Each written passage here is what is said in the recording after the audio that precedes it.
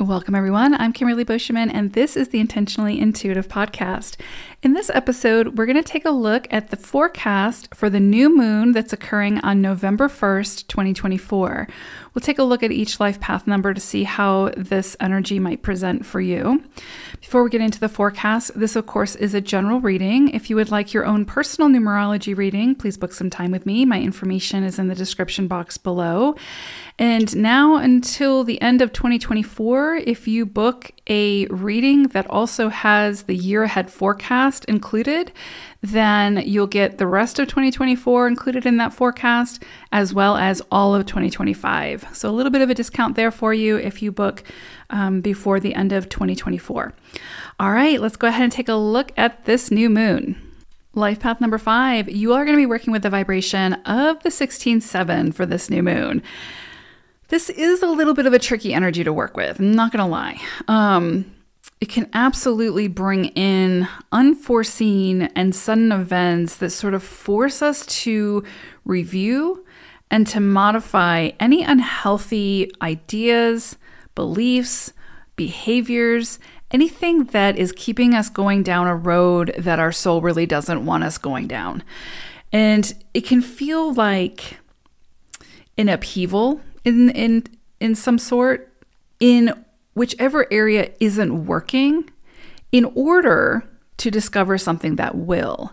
So this upheaval, and sometimes when we're in the middle of an upheaval, it doesn't feel good, but the 16-7 promises that what's on the other side of the upheaval is moving us towards something that will work better, right? That's much more aligned, that is much more evolved, that is, much more aligned with the direction we ultimately want to be moving in.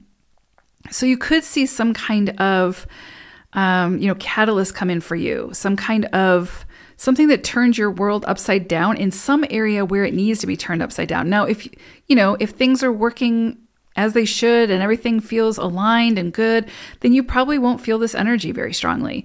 But if there's some area, and, we always kind of know what that area is, if there is some area where we know some changes need to be made, or we know we need to be moving in a different direction, but we don't know how or why or what, this energy can come in and make it very, very clear. But it can often come in abruptly and, kind of can feel a little bit like an upheaval.